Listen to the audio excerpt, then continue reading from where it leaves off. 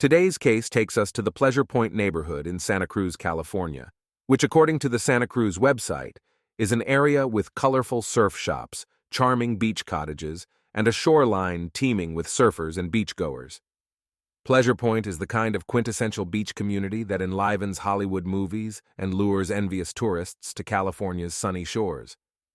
To give you an idea of the area, some notable homeowners include Mark Zuckerberg, Netflix's Reed Hastings, and other tech barons. The average home price is $1 million.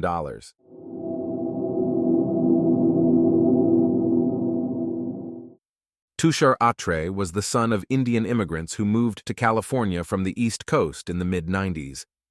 After attending New York University, he ended up founding his own digital marketing company called Atre in 1996. The Atre website reports that Tushar was clever, creative, and hardworking in every area of his life, both professionally and personally.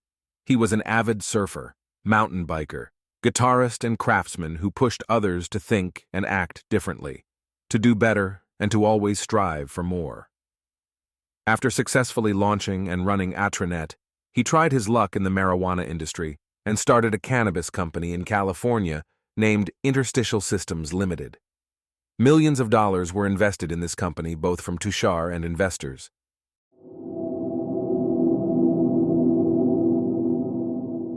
On the morning of October 1, 2019, at 2:48 a.m., 3 men gained entry into Tushar's house at Pleasure Point Drive. They appeared to be wearing gloves, baseball caps, and N95-style face masks. One of the assailants carried an assault rifle.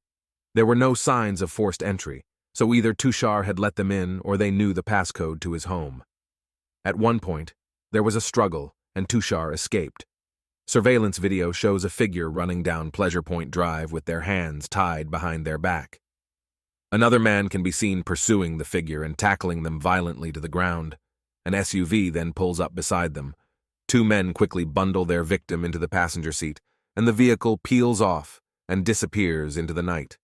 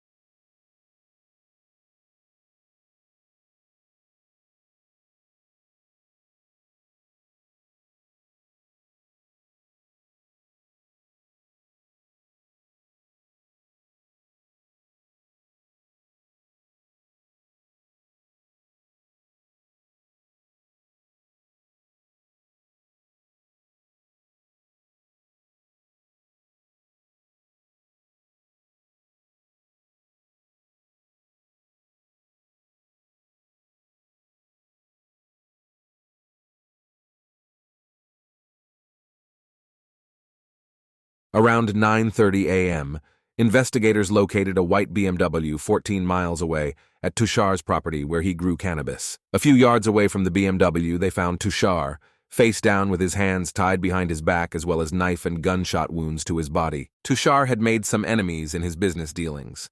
Online reviews for his company painted it in a negative light. Some accused him of micromanaging and withholding pay, among other things.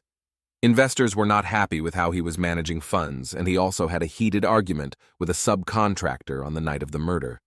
The list of suspects was lengthy. In the weeks following his murder, the reward for any information leading to an arrest was set to $25,000. After having this reward up for several months, it still did not yield any results, so the reward was increased to $150,000.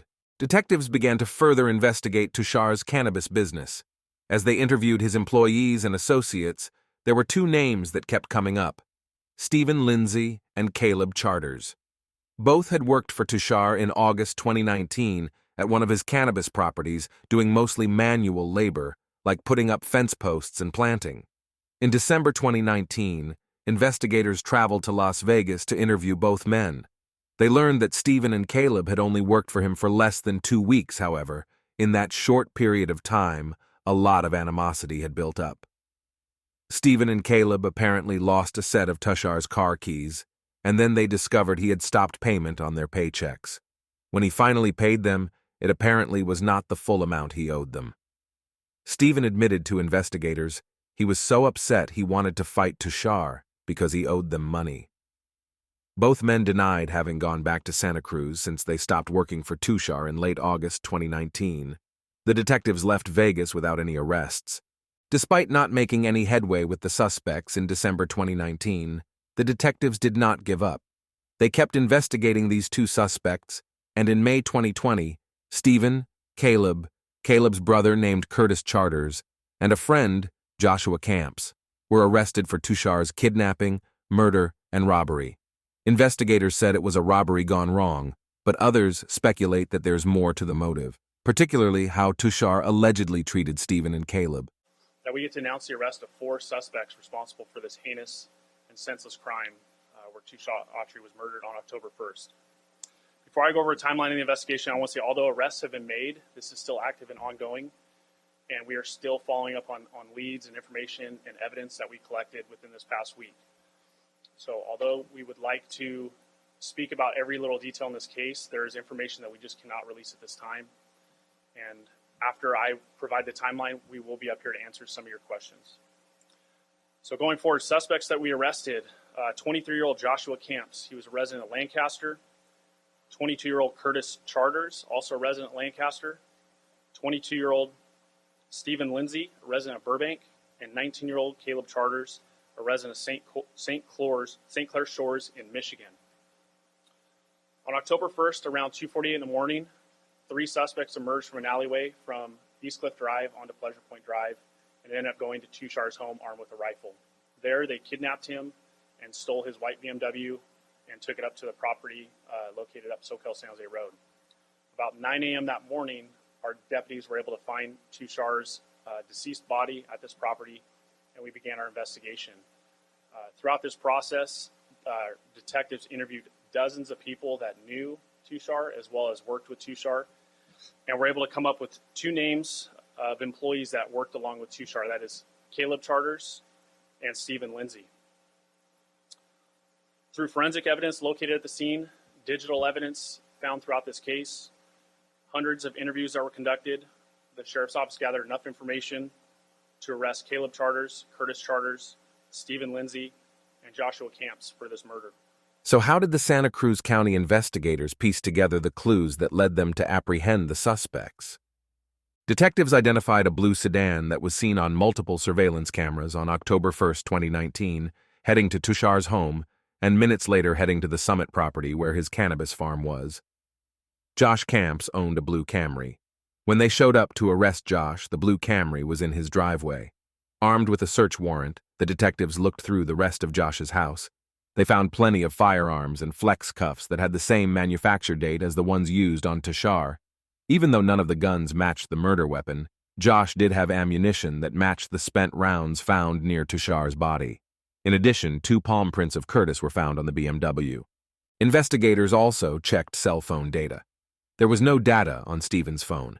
It had been turned off from September 27th to October 5th. When Stephen talked to detectives in December 2019, he said he was home, but texts in his phone show his wife, Caleb's sister, asking, "You guys have been gone for a really long time. And where are you?" Caleb, Curtis, and Josh's cell phones showed that their devices, when plotted on a map, were in line with the route to Tushar's house and neighborhood. Their cell phones also matched the timestamps on the surveillance video in Pleasure Point. Caleb's phone and the blue sedan are seen traveling away from Tushar's house to the Summit property, followed 17 minutes later by Josh and Curtis's phones in the BMW with Tushar.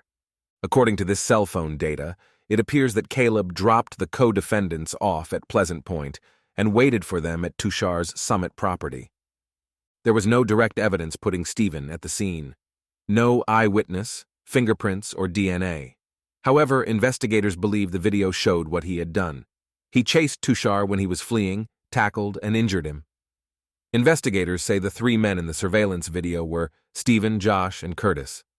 Tushar runs down Pleasure Point Drive and gets tackled by Stephen. Next comes Josh, who hands something, probably the BMW keys, to Stephen, and Stephen runs back towards the house and pulls up in Tushar's BMW. Tushar tries to run a second time, but Curtis gives chase, grabs him, and puts him in the BMW.